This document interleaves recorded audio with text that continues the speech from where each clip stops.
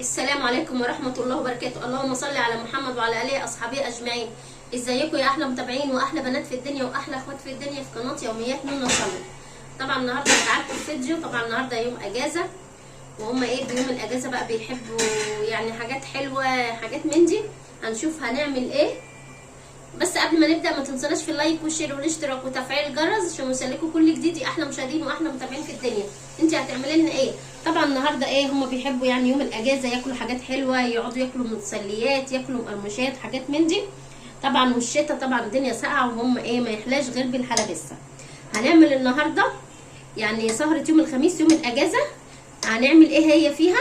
هنعمل مع بعض الحلبسه بطريقه حلوه جدا ومدفيه ومغذيه، وهنعمل مع بعض عصير حلو جدا. بس تابعوني في الفيديو، محدش يجلي الفيديو وانتوا هتشوفوا هنعمل ايه وهيعجبكم جدا. هنا ده معايا نص كيلو حمص الشام زي ما انتم شايفين كده. انا مش هعرف احط ايديا عشان انا نقعامني امبارح نقعيه، هو كان صغنن جدا.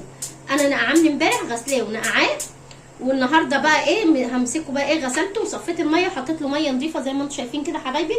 وهنحط له بقى معانا صراحه في ناس بتحط له توم، بس انا مش هحط توم عشان ولادي ما بيحبوش. احط له طماطمتين واحط له 2 بصل كده اهو، وهننزل عليهم. طبعا هنحط له بهارات بس لما يستوي، ونشوف هنحط الخطوات التانية خليكم معايا لحظه بلحظه. هنا بقى هروح احطه على النار ونرجع مع بعض نشوف العصير هو. زي ما انتم شايفين دلوقتي يا حبايبي، بقى رجعت لكم تاني بعد ما ولعنا على الحمص الشام. هنعمل بقى عصير الفراوله. هنا حاطه لبن، وهنا معايا الفراوله غسلتها وقطعتها كده. هننزلها بقى كده اهو في قلب الخلاط كده، ومعاها الموز برضو. انا بحب احصر الموز بالفراوله كده، وهنحط عليها السكر اهو كده على طول اهو. يعني في لبن وفي لبن كده.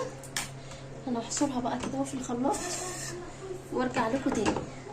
زي ما انتم شايفين كده حبايبي، خلصنا الفراوله وادي الحلبسه معانا استوت. وهنا حطينا شلنا البصل، بس الطماطم صراحه سبتها كده، همكتها كده معاها بالمنظر ده. وهديها برضو معلقه صلصه كده حلوه حط لها معلقه ثانيه كده.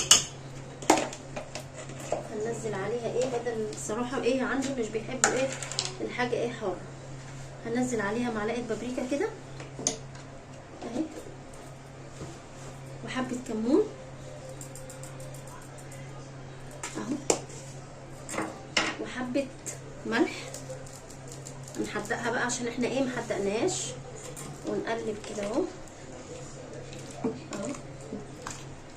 الله، دي بقى كوبايه منها في الشتاء كده تدفيكي زي ما انتم شايفين كده اهو. شوفوا بقى الكوبايه دي تتباع كام من بره. صراحه بدوقها بشوفها حادقه، ولا عايزه ملح، عايزه شويه ملح كده صغيرين اهو. نحط لنا بقى كوبايه كده. طبعا انا مش هحصر عليها ليمون عشان ما تحمضش. اللي يعوز يحصر ليمون. دلوقتي بقى نحط كوبايه كده مع بعض زي ما انتم شايفين كده حبايبي. هنا بقى خلصنا العصير بتاعنا، العصير بالموز باللبن تحفه طعمه روعه. وادي معانا الحلبسه، ودي حطينا فيها ليمون. اللي عايز بقى يحصر ليمون. شوفوا بقى الكوبايه دي هتجيبوها بكام دلوقتي. ودي بقى تشربيها كده تحت البطانيه تدفيكي كده، والعصير كده فريش كده. يا رب النهارده يكون الفيديو عجبكم ونال اعجابكم يا احلى مشاهدين واحلى متابعين في الدنيا. ما تنسوناش بقى في اللايك والشير والاشتراك وتفعيل الجرس عشان القناه تكبر بيكم. والسلام عليكم ورحمه الله وبركاته.